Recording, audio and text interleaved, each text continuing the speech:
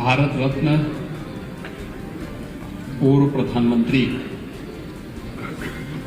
श्रद्धेय अटल बिहारी वाजपेयी जी की चतुर्थ पुण्यतिथि के आज के इस कार्यक्रम में मंच पर उपस्थित भारतीय जनता पार्टी के राष्ट्रीय महामंत्री सम्मानित श्री सुनील बंसल जी, प्रदेश के अध्यक्ष और प्रदेश सरकार में मेरे सहयोगी मंत्री श्री स्वतंत्र देव सिंह जी, उत्तर प्रदेश सरकार में मेरे वरिष्ठ सहयोगी उप मुख्यमंत्री श्री केशव प्रसाद मौर्य जी, आज के इस कार्यक्रम के संयोजक अटल बिहारी वाजपेयी मेमोरियल ट्रस्ट के अध्यक्ष उप मुख्यमंत्री श्री ब्रजेश पाठक जी, प्रदेश सरकार में ही मंत्री श्री सूर्य प्रताप शाही जी, प्रख्यात अभिनेता श्री अरुण गोविल जी, उत्तर प्रदेश शासन के पूर्व मंत्री लोकप्रिय विधायक श्री आशुतोष टंडन जी, डॉक्टर महेंद्र सिंह जी, श्री गोविंद नारायण शुक्ल जी, अवनीश कुमार सिंह जी, मुकेश शर्मा जी, योगेश शुक्ला जी, रामचंद्र प्रधान जी, पूर्व विधायक श्री विद्यासागर गुप्ता जी,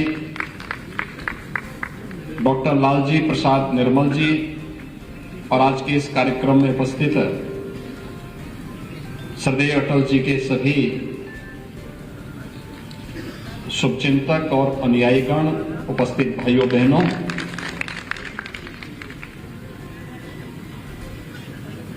मैं श्रद्धेय अटल जी को उनकी चौथी पुण्यतिथि पर प्रदेशवासियों की ओर से सत सत नमन करते हुए विनम्र श्रद्धांजलि अर्पित करता हूं।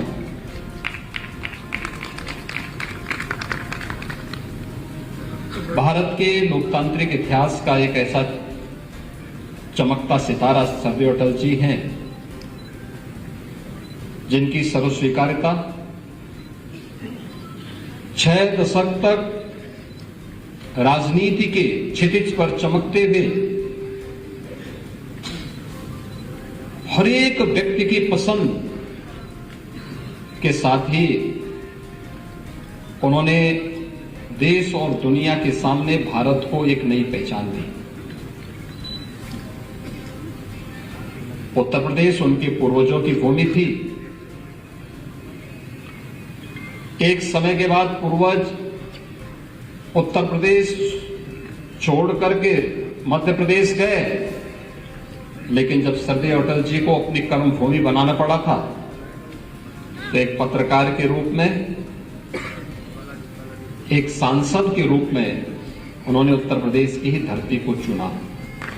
बलरामपुर से पहले सांसद बने और फिर अंतिम समय में 5 बार लखनऊ का प्रतिनिधित्व देश की संसद में करके देश के प्रधानमंत्री, 3 बार देश के प्रधानमंत्री के रूप में भारत की राजनीति में जड़ता को दूर करके स्थायित्व आना चाहिए और राजनीति केवल राजनीति के लिए नहीं होनी चाहिए बल्कि राजनीति मूल्यों और सिद्धांतों की होनी चाहिए, देश के समग्र विकास की होनी चाहिए। इन्हें स्थापित करने का श्रेय श्रद्धेय अटल जी को जाता है। अनेक दिव्य गुण अटल जी में थे। वे एक पत्रकार भी थे, वे एक लेखक भी थे, वे एक कवि भी थे, एक जनप्रिय राजनेता भी थे और नेतृत्व की क्षमता सम और विषम परिस्थितियों में कैसे व्यक्ति कार्य करता है, यह सरदेव अटल जी के व्यक्तित्व में झलकता था।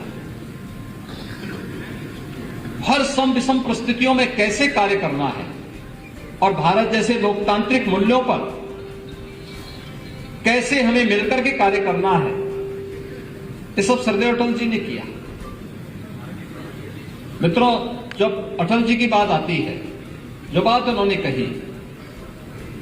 इतने बड़े राजनेता जिनकी हर दल में वे सत्ता पक्ष में रहे हो या विपक्ष में रहे हो, हर दल में सदैव अटल जी के बारे में लोगों के मन में एक बहुत पवित्र धारणा थी और लोग उसी श्रद्धा भाव के साथ उन्हें सम्मान भी देते थे। और भारत के लोकतंत्र को मजबूत बनाने के लिए क्या होना चाहिए, उन्होंने एक बात बहुत मजबूती के साथ की। लोकतंत्र की यही भावना है कि आदमी न ऊंचा होता है न नीचा होता है, न बड़ा होता है न छोटा होता है, आदमी सिर्फ आदमी। लोकतंत्र का सब कुछ इसमें समाहित है। यही तो है एक राजनेता के विराट व्यक्तित्व को जो देश और दुनिया के सामने भारत को एक नई पहचान दे रहा है, और यही सरदेव अटल जी ने किया था। और उन स्थितियों में भी जब भारतीय जनता पार्टी देश के अंदर केवल 2 सीटों पर लोकसभा में सीमित रह गई थी, उन स्थितियों में भी धैर्य खोए बगैर, अपने मूल्य और अपने सिद्धांतों के साथ समझौता किए बगैर, उन्होंने कार्यकर्ताओं का आह्वान किन बातों पर किया था, अपनी कविताओं के माध्यम से कैसे प्रेरणादायी बन जाती थी। आज भी उनकी प्रासंगिकता उसी रूप में है कि उजियारे में, अंधकार में, कल कछार में, बीच धार में, घोर घृणा में, पूत प्यार में,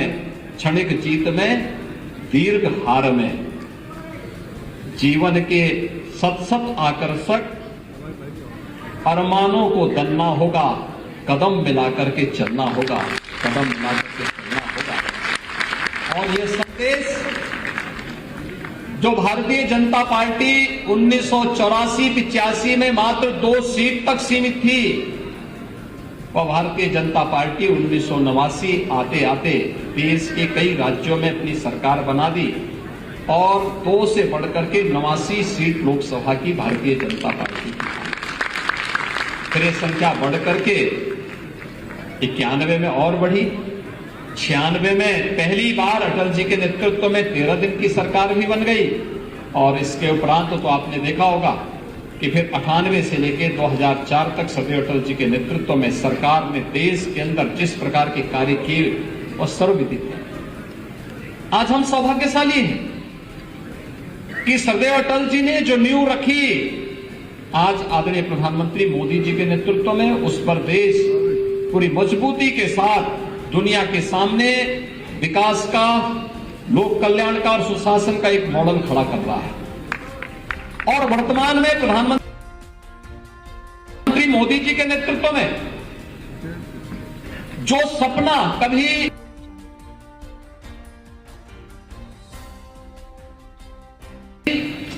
एक संकल्प के रूप में डॉक्टर श्यामा प्रसाद मुखर्जी जी ने देखा था, जो सपना कभी पंडित दीनदयाल उपाध्याय जी ने देखा था, और जिन संकल्पों को लेकर के राजनीति में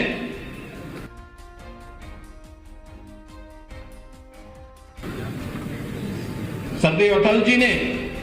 सरकारें दी हैं, लेकिन भाइयों बहनों, सरकारें तो आएंगी जाएंगी, अपने विरासत के अक्षुण्ण बनाए रखने के लिए क्या कुछ किया है यह आप सबके सामने है। कश्मीर में धारा 370 को समाप्त करने का उठाया गया महत्वपूर्ण कदम हो, या फिर अयोध्या में श्री राम जन्मभूमि पर भगवान राम के भव्य मंदिर निर्माण के कार्यक्रम को आगे बढ़ाने का कार्यक्रम, ये सभी चीजें एक एक करके होती भी गई। गरीब कल्याण के कार्यक्रम होते गए, समाज के प्रत्येक तबके के हितों के लिए कार्य करते हुए आज पहली बार आपने देखा होगा जनजातीय समुदाय से भी देश के सर्वोच्च संवैधानिक पद पर कोई बैठ सकता है। श्रीमती द्रौपदी मुर्मू जी का राष्ट्रपति के रूप में चयन, यह अंतिम पायदान पर बैठे हुए व्यक्ति को भी सत्ता के शीर्ष सिंहासन तक पहुंचाने की यह ललक यह केवल भारतीय जनता पार्टी नेतृत्व ही दे सकता है। ये आज हम सब करते हुए आगे बढ़े हैं। आज जब श्रद्धेय अटल जी की चतुर्थ पुण्यतिथि के अवसर पर हम सबको यहां पर उन्हें विनम्र श्रद्धांजलि अर्पित करने का अवसर प्राप्त हुआ है। प्रदेश सरकार ने श्रद्धेय अटल जी की ही भूमि है और प्रदेश का पहला मेडिकल विश्वविद्यालय इसी लखनऊ में अटल जी के नाम पर स्थापित हो रहा है। उसने काम करना अपना प्रारंभ कर दिया और यही नहीं, श्रमिकों के बच्चों के लिए, निराश्रित बच्चों के लिए, अनाथ बच्चों के लिए अत्याधुनिक सुविधाओं से युक्त विद्यालय बने 18 अटल आवासीय विद्यालयों का निर्माण भी वर्तमान में राज्य सरकार पूरे राज्य के अंदर अलग अलग कमिश्नरी में कर रही है और अगले सत्र में हम लोग उन बच्चों का प्रवेश इन सभी विद्यालयों में करेंगे जहां पे अटल जी के प्रेरणा से, उनके मार्गदर्शन में, आदरणीय प्रधानमंत्री मोदी जी के नेतृत्व में इन सभी 18 आवासीय विद्यालयों में अगले सत्र में हम प्रवेश भी प्रारंभ करके बच्चों को अत्याधुनिक शिक्षा देंगे। जो अब तक अपने को निराश्रित मानते थे उनके लिए भी एक नए केंद्र के रूप में ये सही केंद्र हम सबके सामने देखने को मिलेंगे। आज अटल जी की चतुर्थ पुण्यतिथि है। लखनऊ के साथ बड़ी आत्मीयता श्रद्धेय अटल जी की। मैं धन्यवाद दूंगा कि अटल बिहारी वाजपेयी फाउंडेशन ट्रस्ट के द्वारा आज ये कार्यक्रम यहां पर फिर से आयोजित हुआ है और ये आयोजन आप देखते होंगे कि 16 अगस्त को और 25 दिसंबर को लगातार पार्टी के स्तर पर भी, ट्रस्ट के स्तर पर भी और अन्य अनेक अनुयायी जो श्रद्धेय अटल जी के उनके द्वारा इस प्रकार के कार्यक्रम आयोजित होते हैं। ये कार्यक्रम हम सबको एक नई प्रेरणा प्रदान करते हैं, समाज के मन में एक नई जीवंतता लेकर के आते हैं। मैं आज के इस अवसर पर एक बार फिर से श्रद्धेय अटल जी को विनम्र श्रद्धांजलि अर्पित करते हुए उनकी प्रेरणा हम सबका पाथेय बनेगा इस विश्वास के साथ आप सबको भी मैं इस अवसर पर कृष्ण जन्माष्टमी की मंगलमय शुभकामनाएं देता हूं। धन्यवाद। जय हिंद।